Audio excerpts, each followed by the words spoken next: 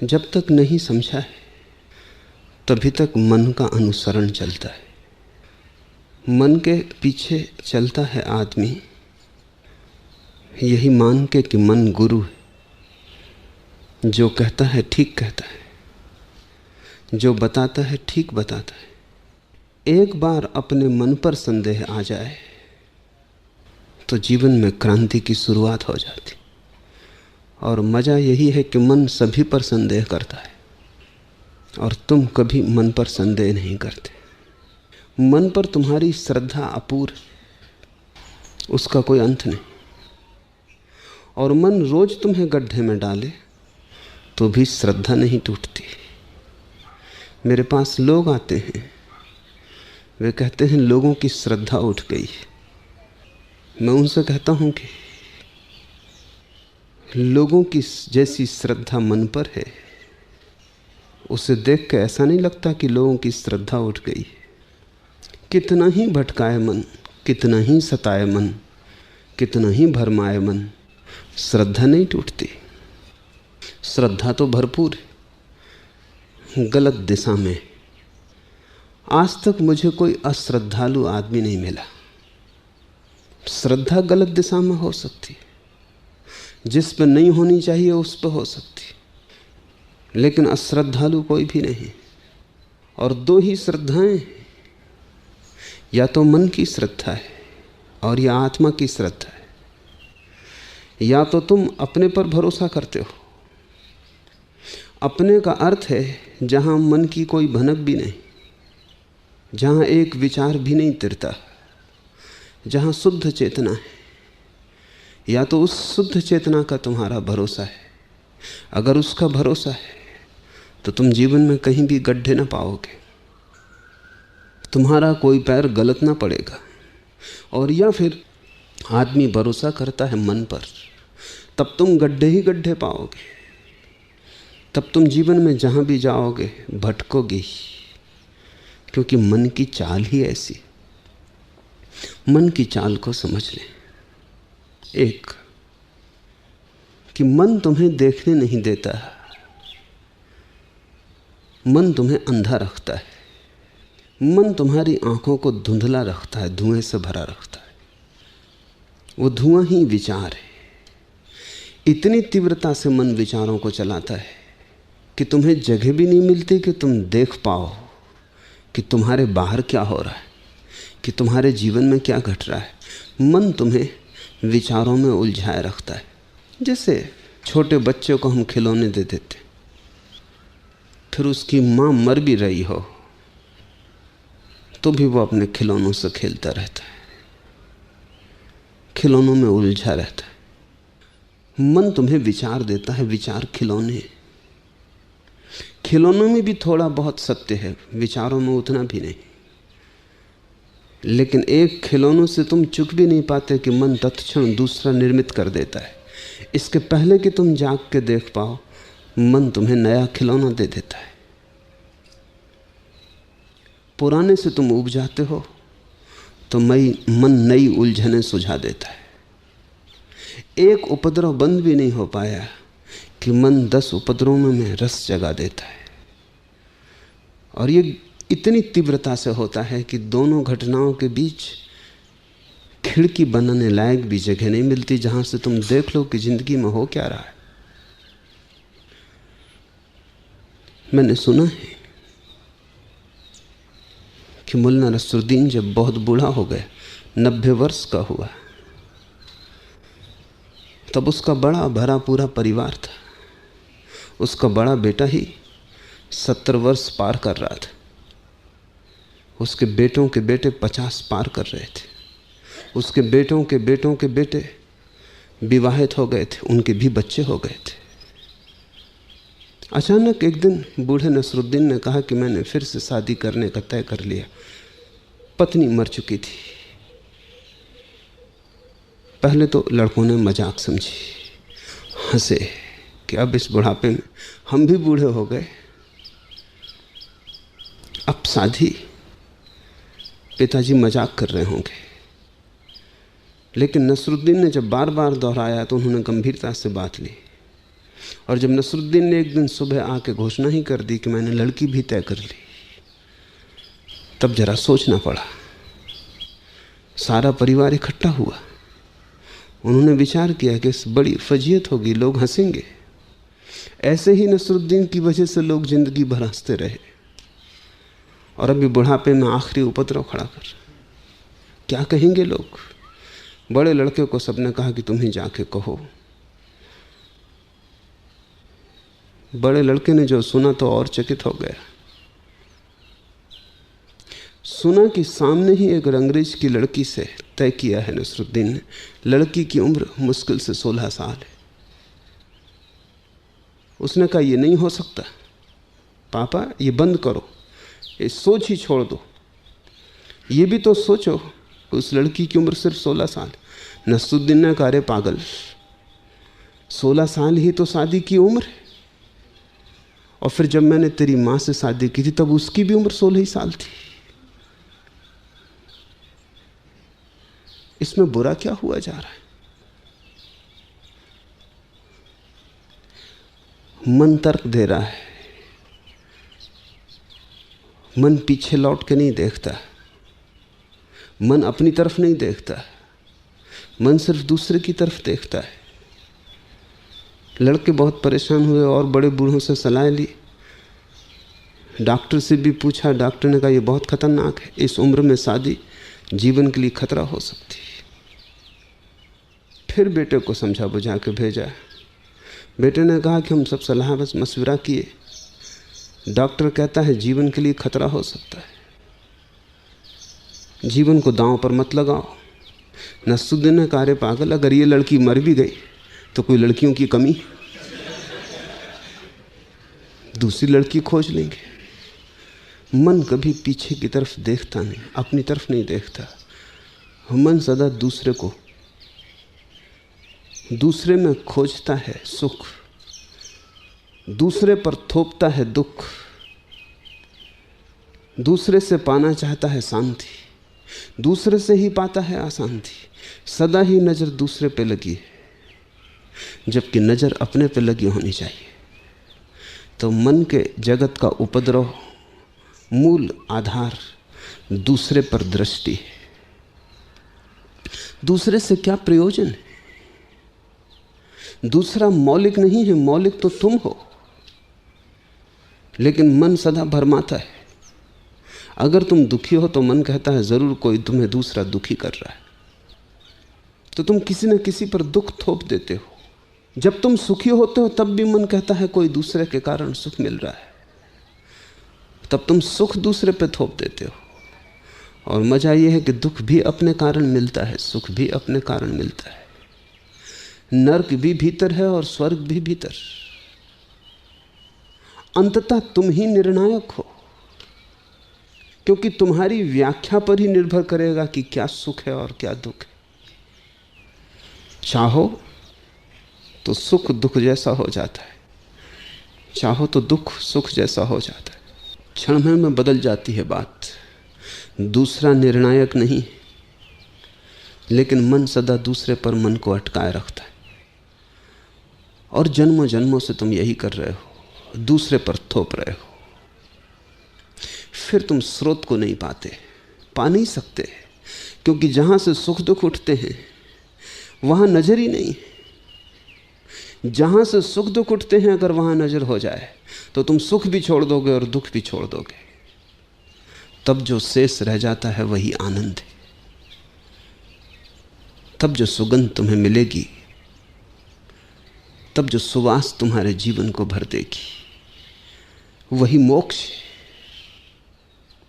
जब तुम दूसरे पर देखते हो कि दूसरा दुख दे रहा है तो तुम्हारी कोशिश होती है दूसरे को बदलने की। स्वभाव था जो दुख देता है उसको बदलना है ताकि दुख ना मिले। अनंत लोग हैं, तुम उनको बदलने में लगे हो। पति पति को बदल रही है, पति पत्नी को बदल रहा है, बाप बेटे को बदल रहा है, बेटा भी कोशिश में लगा है कि बाप को बदल दे, मित्र मित्र को बदल रहे हैं, सब एक दूसरे को बदलने में लगे। दूसरे को तुम कैसे बदल सकते हो? दूसरा स्वतंत्र है, उसकी अपनी नियति है, दूसरे का अपना आधार है, अपना केंद्र है, दूसरे का अपना स्रोत है जहां से उसके मनोभाव उठते। तुम दूसरे को नहीं बदल सकते। तुम अगर किसी को बदल सकते हो तो स्वयं को, लेकिन वहां तो नजर ही नहीं, मन वहां देखने ही नहीं देता। जैसे ही कोई व्यक्ति स्वयं को देखता है वो पाता है सुख भी यहीं से उठते, दुख भी यहीं से उठते। न केवल यही, जल्दी ही उसको दिखाई पड़ने लगता है कि हर सुख के साथ उसका दुख जुड़ा है, हर फूल के पास उसका कांटा है, और हर दिन के पीछे छिपी उसकी रात है। जैसे जैसे तुम भीतर आते हो वैसे वैसे साफ होने लगता है कि अगर तुमने सुख चुना तो दुख भी चुन लिया। हर सुख का अपना दुख है, हर स्वर्ग के पास उसका नरक है, जरा भी दूर नहीं, संयुक्त है, एक ही द्वार है दोनों का। जैसे ही तुमने सुख को चुना तत्क्षण तुमने दुख को चुन लिया। जैसे एक ही सिक्के के दो पहलू। जिस दिन ये दिखाई पड़ जाता है, पहला अनुभव कि सुख दुख भीतर से उठते हैं, दूसरा अनुभव कि हर सुख और दुख संयुक्त है, तब दुख और सुख में कोई भेद नहीं रह जाता। और जो आदमी जान लेता है कि स्वर्ग और नरक में कोई भी भेद नहीं, वो दोनों को छोड़ देता है। मन कोशिश करता है दुख को छोड़ने की और सुख को बचाने की। ज्ञानी दोनों को छोड़ देता है, क्योंकि दोनों या तो साथ बचते हैं या साथ जाते हैं। तुम सिक्के का एक पहलू बचाओगे, कैसे बचा पाओगे? दूसरा पहलू भी बच जाएगा। ज्यादा से ज्यादा इतनी कर सकते हो कि जो पहलू तुम्हें पसंद है उसे ऊपर कर लो, जो पहलू तुम्हें पसंद नहीं उसे नीचे कर दो। लेकिन वहीं छिपा है, हर दिए के तले अंधेरा है और हर सुख के नीचे छिपा दुख है। देर अबेर वो जो नीचे छिपा है प्रकट होगा। और जीवन का एक महत्वपूर्ण नियम है कि अगर तुमने सुख को ऊपर रखा और सुख को भोगा तो सुख चुक जाएगा, और जब सुख चुक जाएगा तो दुख उठना शुरू हो जाएगा। जिसको तुमने भोगा वो चुकेगा, और जिसको नहीं भोगा वो बचा हुआ है, उसको कौन भोगेगा? एक पहलू तुमने खर्च कर लिया, अब दूसरा पहलू बचा है, अब उसे भी भोगना पड़ेगा। ये दूसरी प्रतीति है भीतर जाते यात्री की, कि सुख दुख संयुक्त हैं। तो इसका अर्थ हुआ कि सुख दुख है, उनमें जरा भी भेद नहीं। भेद मन की भ्रांति थी, मन की टेढ़ी मेढ़ी चाल के कारण भेद मालूम पड़ता था। सुख दुख दोनों छूट जाते, छोड़ना भी नहीं पड़ता। ये एहसास, ये प्रतीति, ये अनुभव कि दोनों एक है, फिर छोड़ना भी नहीं पड़ता। जैसे अंगारा हाथ में रखा हो, छोड़ना पड़ेगा। समझ में आया कि अंगारा है कि छूट जाएगा। जिससे घर में आग लगी हो तो निकलने के लिए कुछ प्रयास करना पड़ेगा। पता चला कि आग लगी कि तुम बाहर हो जाओगे। तुम फिर ये भी ना पूछोगे कि कहां से बाहर जाऊं, रीति रिवाज क्या है, सभ्य मार्ग क्या होगा। तुम खिड़की से छलांग लगा के निकल जाओगे। तुम ये ना पूछोगे कि खिड़की से निकलना उचित अनुचित, शिष्ट अशिष्ट। जब घर में आग लगी हो तो शिष्टाचार को कोई पूछता है? तब तुम कहीं से भी छलांग लगा के निकल जाओगे, तुम बाहर हो जाओगे। घर में आग लगी है ये एहसास भर हो जाए। जैसे कोई भीतर जाता है वैसे ही सुख दुख एक ही हो जाते, तत्क्षण छूट जाते। जो शेष रह जाता है वही मोक्ष है। जो शेष रह जाता है वही तुम हो। जो शेष रह जाता है वही परमात्मा है। लेकिन मन तुम्हें भीतर नहीं जाने देता। मन कहता है दूसरे ने दुख दिया, मन कहता है दूसरे ने सुख दिया, मन दूसरे पर अटकाए रखता है। ये मन की पहली कुशलता है। दूसरी कुशलता मन की, कि वो हमेशा आधे को दिखलाता है और आधे को नहीं देखने देता। जैसे कि चांद को हम देखते हैं तो आधा चांद दिखाई पड़ता है, आधा नहीं दिखाई पड़ता है, उस तरफ का पहलू छिपा रहता है। मन जो भी देखता है हमेशा आधे को देखता है, मन पूरे को नहीं देख सकता है। चांद तो बड़ी चीज है, तुम्हारे हाथ में एक कंकड़ भी रखते हैं, छोटा सा एक रेत का कण रखते हैं, उसको भी तुम पूरा नहीं देख सकते। आधी दिखेगा, आधा उस तरफ जो है वो छिपा रहेगा। मन आधे को ही देख सकता है, मन आधे को देखने की व्यवस्था है। इसलिए तो मन के कारण द्वैत पैदा होता है, क्योंकि आधे को देखता है, उसे समझता है ये पूरा, फिर दूसरे आधे को देखता है, उसे समझता है ये पूरा, और दोनों को कभी साथ तो देख नहीं सकता। इसलिए उनको एक कैसे माने। इसलिए जहां एक है वहां मन दो देखता है, और जब तुमने एक की जगह दो देख लिए संसार खड़ा हो जाता है। तुम देखते हो ये आदमी मित्र है और वो आदमी शत्रु है, लेकिन मित्र में शत्रु छिपा है। मित्र कभी भी शत्रु हो सकता है और शत्रु में मित्र छिपा है। शत्रु कभी भी मित्र हो सकता है, कोई अड़चन नहीं है, कोई बाधा नहीं। प्रेम में तुम्हारे घृणा छिपी, घृणा में प्रेम छिपा है, लेकिन मन दो करके देखता है, घृणा को अलग, प्रेम को अलग, शत्रु को अलग, मित्र को अलग, सुख को अलग, दुख को अलग। और जब तुम एक को दो करके देख लेते हो, फिर तुम जो भी करोगे वो गलत होगा। बुनियाद से गलती शुरू हो गई, प्रारंभ से ही भूल हो गई। मुल्ला नसरुद्दीन एक रात शराब पी के घर लौट रहा है। शराबी को एक की जगह अनेक चीजें दिखाई पड़ने लगती। चीजें अनेक हो नहीं जाती। अगर तुमने कभी शराब पी है या भंग के नशे में आ गए हो तो तुम्हें पता होगा कि एक चीजें दो दिखाई पड़ने लगती, तीन दिखाई पड़ने लगती, चार दिखाई पड़ने। जैसे जैसे नशा बढ़ता है क्या होता है, जैसे जैसे नशा बढ़ता है भीतर तुम्हारी चेतना कपने लगती, उसकी जो स्थिरता है खो जाती, जो चैन है वो खो जाता है, चेतना कपने लगती। और जब चेतना कपने लगती तो उसके कंपन के कारण एक चीजें बहुत होकर दिखाई पड़ती। जैसे चांद झील पर प्रतिबिंब बना रहा है, झील शांत है, अकंप, तो एक चांद दिखाई पड़ता है झील में।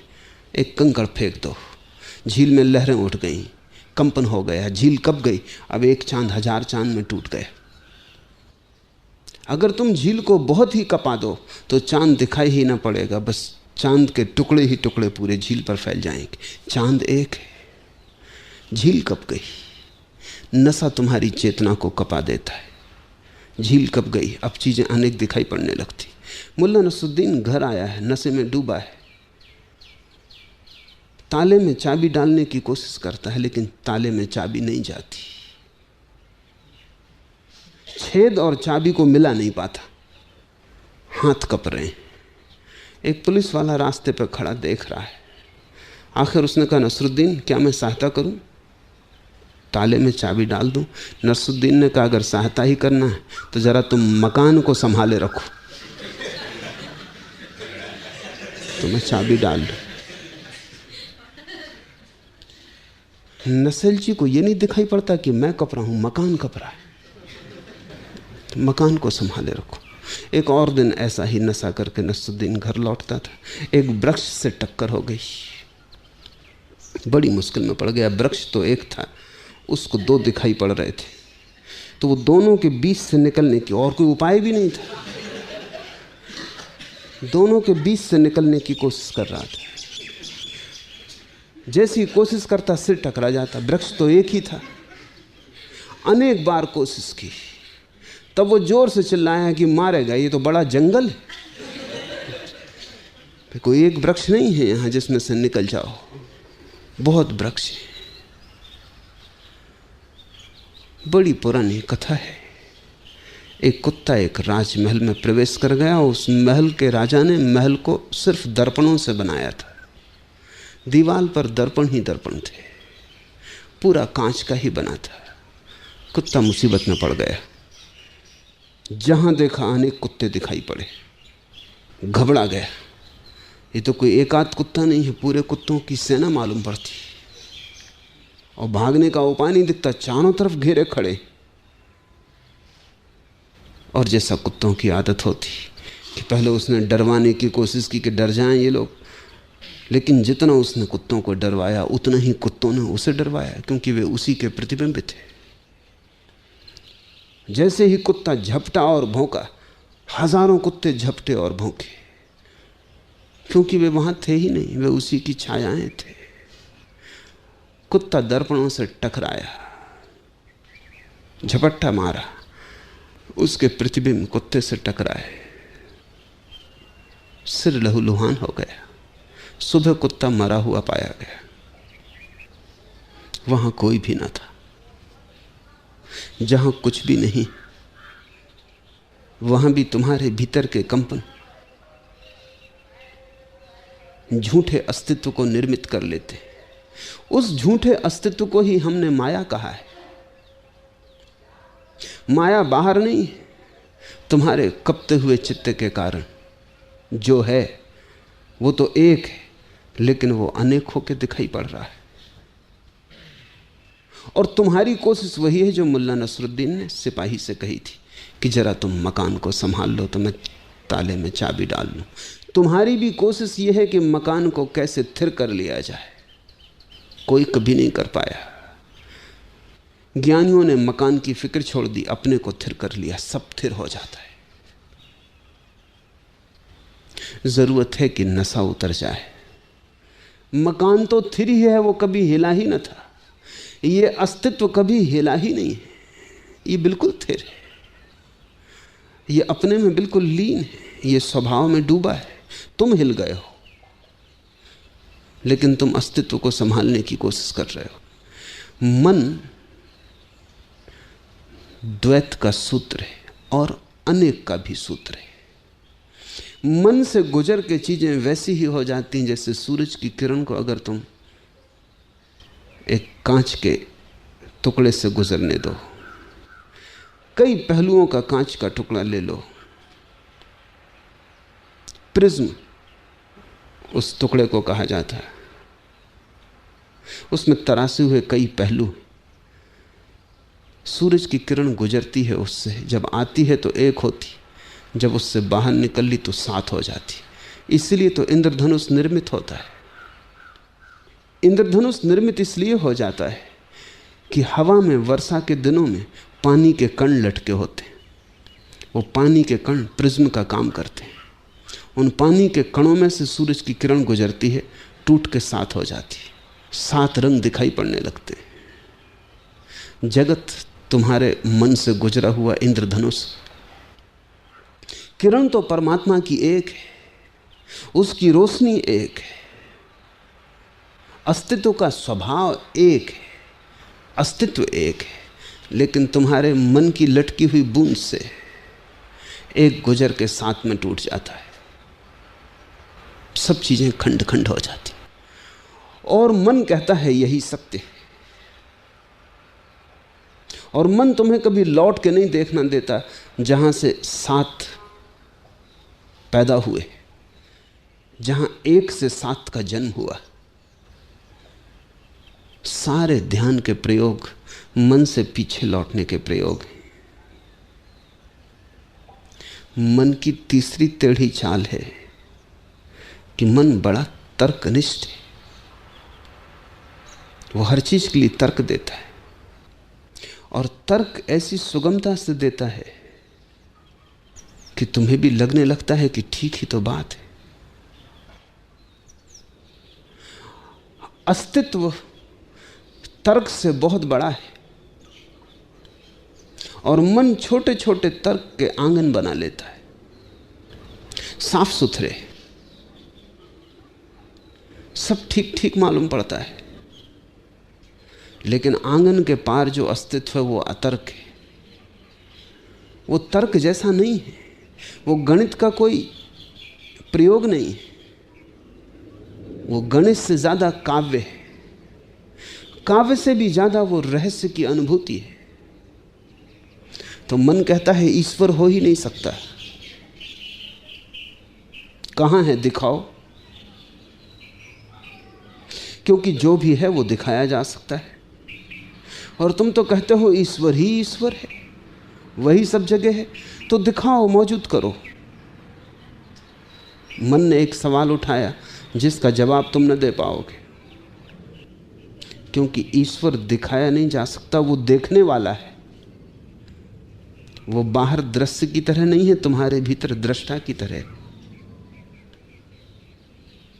और मन ने एक सवाल उठाया जो कि बड़ी अड़चन का है। वो कहता दिखा दो। न दिखा पाओगे तो मन हंसेगा और कहेगा मूढ़ हो, नासमझ हो, अज्ञानी हो, अंधविश्वासी हो, जो दिखाया नहीं जा सकता उसको मानते हो।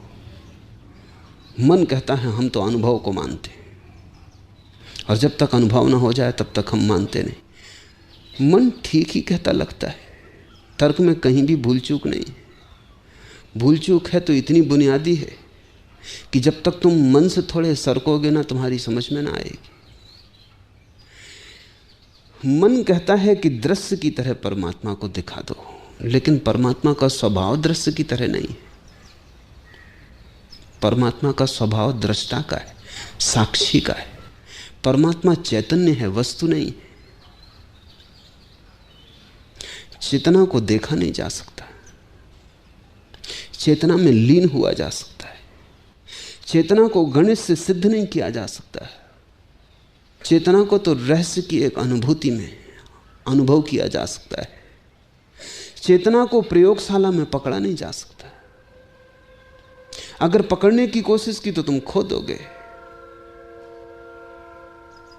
एक जिंदा आदमी को ले जाओ प्रयोगशाला में, अंग अंग काट डालो, हड्डी मिलेगी, मांस मज्जा मिलेगी, चमड़ी मिलेगी, खून मिलेगा, एल्युमिनियम, लोहा, सब धातुएं मिल जाएंगी। बस एक चीज ना मिलेगी, आत्मा। लाश मिलेगी, जीवन न मिलेगा, क्योंकि तुमने काटा उसी वक्त जीवन तिरोहित हो जाता है। ऐसे ही जैसे एक फूल को कोई विश्लेषण करे, तुम्हें मैं एक फूल दिखाऊं, कहूं कि देखो ये गुलाब का फूल कितना सुंदर है, और तुम कहो कहां है सौंदर्य, गुलाबी रंग दिखाई पड़ता है, मान लेते हैं। पखरियां हैं, कोमल हैं, मान लेते हैं। गंध है, मान लेते हैं, लेकिन सौंदर्य कहां है? सौंदर्य दिखाओ, प्रयोगशाला में सिद्ध करो। तो फूल को तुम तोड़ डालो, जीवित पखरियां मुरझा जाएंगी, मृत हो जाएंगी। जहां रस की धार बहती थी वहां रस की धार सूख जाएगी। जहां से सुगंध उठती थी जल्दी ही सुगंध तिरोहित हो जाएगी। फिर पखरियों का तुम रासायनिक विश्लेषण कर लो तो 5-7 छोटी छोटी बोतलों में लेबल लगा के तुम बता दोगे कि इसमें इतनी मात्रा में फला पदार्थ है, इतनी मात्रा में फला पदार्थ है। लेकिन ऐसी तो एक भी बोतल न होगी उनमें जिसमें तुम कहो कि इतनी मात्रा में सौंदर्य है। मन तर्कनिष्ठ है। जीवन एक रहस्य है। जीवन कोई गणित नहीं, जीवन किसी दुकानदार का हिसाब नहीं। जीवन तो किसी प्रेमी की अनुभूति है। जीवन तो किसी कवि का स्वर है। जीवन तो किसी संगीतज्ञ की लहर है। जीवन सौंदर्य जैसा है, काव्य जैसा है, प्रेम जैसा है। जीवन परम रहस्य है। और मन कहता है गणित। तो मन की चाल बड़ी टेढ़ी मेढ़ी। इसको ख्याल में ले लें, फिर कबीर का यह पद एकदम साफ होने लगेगा। चलत कत टेढ़ो टेढ़ो रे। कबीर कहते हैं ए मन, टेढ़ा टेढ़ा क्यों चलता है, सीधा क्यों नहीं जाता? और मन बड़ा टेढ़ा टेढ़ा चलता है। तुमने कभी शराबी को चलते देखा? सीधा नहीं चल सकता, टेढ़ा टेढ़ा चलता है। एक पैर इस दिशा में, दूसरा पैर दूसरी दिशा में। इसलिए तो अक्सर वो नाली में गिरा हुआ पाया जाता है। तुम बीच सड़क में शराबी को गिरा हुआ ना पाओगे, नाली में गिरा हुआ पाया जाता, टेढ़ा टेढ़ा चलता है।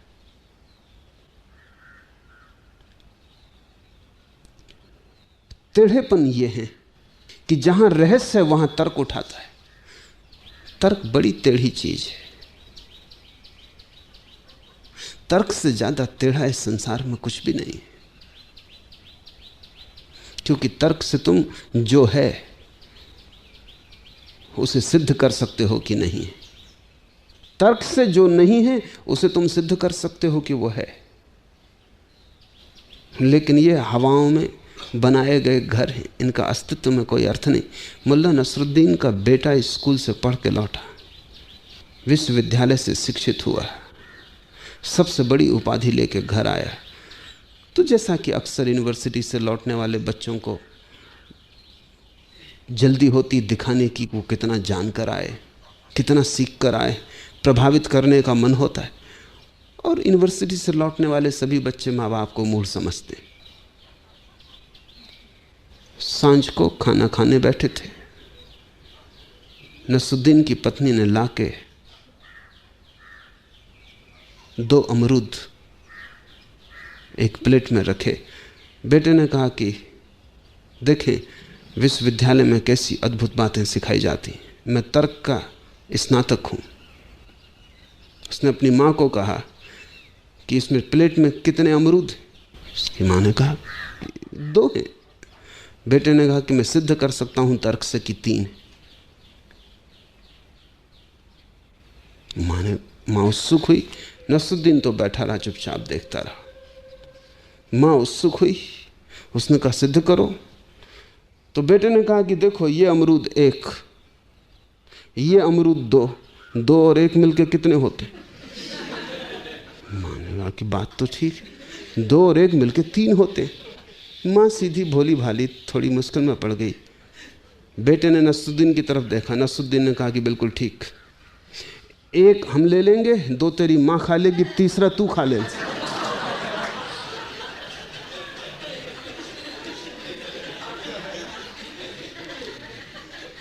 तर्क हवा है, उसे खाया नहीं जा सकता। न तर्क को जिया जा सकता है, न तर्क को भोगा जा सकता है। लेकिन तर्क मन पर बड़ा भारी है, और मन तर्क से चल रहा है, इसलिए जीवन से तुम वंचित हो। जीवन सीधा सीधा है, उससे सरल और सुगम कुछ भी नहीं। तर्क टेढ़ा टेढ़ा है। इसलिए कबीर कहते हैं चलत कत टेढ़ो टेढ़ो रे। सीधा क्यों नहीं चलता? साफ रास्ता है, इधर उधर क्यों उतरता है? यहां वहां की बहकी बहकी बातें क्यों करता है? अपने मन को समझने की कोशिश करना। जब तक तुम तर्क ही करते रहोगे तब तक समझना तुम टेढ़े टेढ़े जा रहे हो। तब तक जो सीधे सीधे मिलता था उससे तुम वंचित रहोगे। मंदिर के द्वार खुले, राह सीधी साफ है, जरा भी कोई बाधा नहीं, लेकिन मन तुम्हें यहां वहां उतार ले जाता है। मन तुम्हें राह से उतार देता है। मन तुम्हें बेराह कर देता, और इतनी कुशलता से करता है कि तुम्हें कभी ख्याल भी नहीं आ पाता। एक मित्र मेरे पास आए कुछ दिन पहले, कहा कि मन बड़ा आसान थे और शांति अब एकदम आवश्यक है, नहीं तो मैं जी ना सकूंगा। आत्मघात तक का मन होता है। धनी है, सब सुख सुविधा है, राजनीति के बड़े पदों पर रहे। मैंने उनसे पूछा तो फिर प्रार्थना करो। कहने लगे प्रार्थना में मन नहीं लगता। ध्यान करो। कहने लगे ध्यान की बिल्कुल इच्छा नहीं होती। मन अशांत है, लेकिन ध्यान में मन नहीं लगता। मन अशांत है तो भी मन की ही सुने जा रहे हैं। मन आत्महत्या के करीब ले आया है। कहता हूं प्रार्थना करो, कहते हैं चाह नहीं उठती मन में। जो आत्महत्या के करीब ले आया है उस पर भरोसा नहीं छूटता। मन अशांत है, श्रद्धा उसी पर है। जिसने इतनी अशांति दी, मैं कहता हूं इसे छोड़ो, इसकी मानना बंद करो।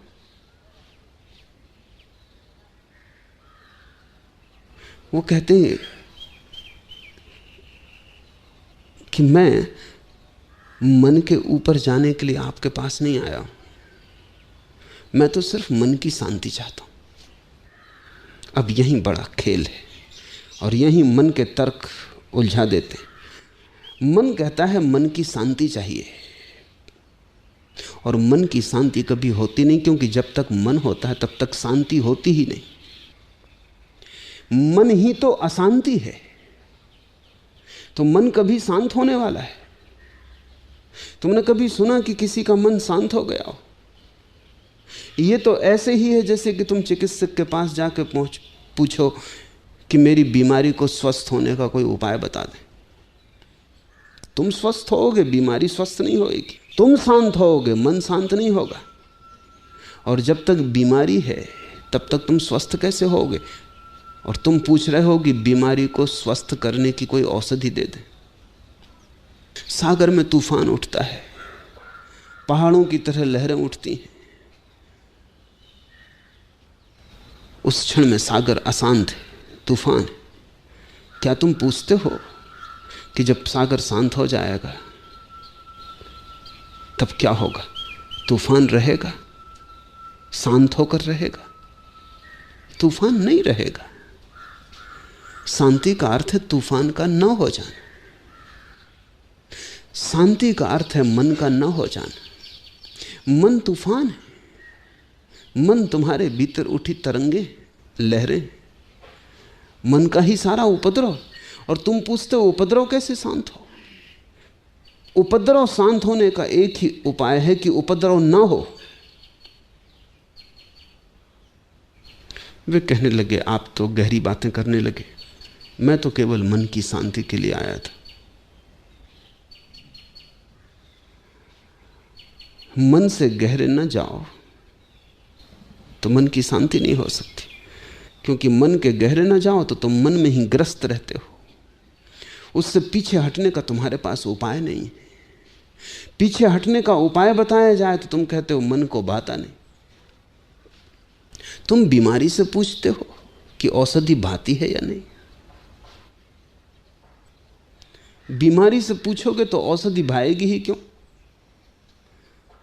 समझ लो कि तुम्हें बीमारी है, कोई क्षय रोग हो गया, क्षय रोग के कीटाणु तुम्हें खाए जा रहे हैं। उन कीटाणुओं से पूछो कि औषधि भाती, वो कीटाणु कहेंगे हमारी जान लेना, क्योंकि उन कीटाणुओं के लिए तो औषधि मौत है। उन कीटाणुओं का जीवन तुम्हारी मौत है। विचार कीटाणुओं की तरह, मन एक रोग है, महारोग है। और जब कोई कहता है ध्यान करो तो तुम कहते हो मन को भाता नहीं। इसी मन से पूछते हो और मन तो कहेगा कि नहीं भाता, क्योंकि किसको अपनी मौत भाती? ध्यान मन की मौत है, तो मन तुम्हें ध्यान से बचाएगा। वो हजार बहाने खोजेगा। वो कहेगा कि इतनी सुबह, इतनी सर्द सुबह कहाँ उठ के जा रहे हो, थोड़ा विश्राम कर लो, रात भर वैसी तो नींद नहीं आई और अब सुबह से ध्यान, वैसी तो थके हो, अब और थक जाओगे, शांत पड़े रहो, कल चले जाना, इतनी जल्दी भी क्या है, कोई जीवन चुका जा रहा है। हजार बहाने मन खोजता है। कभी कहता है शरीर ठीक नहीं, तबीयत जरा ठीक नहीं, कभी कहता है घर में काम है, कभी कहता है बाजार है, दुकान है, हजार बहाने खोजता है। ध्यान से बचने की मन पूरी कोशिश करता है, क्योंकि ध्यान सीधा रास्ता है जो मंदिर में ले जाता है, वो यहां वहां ले जाता है।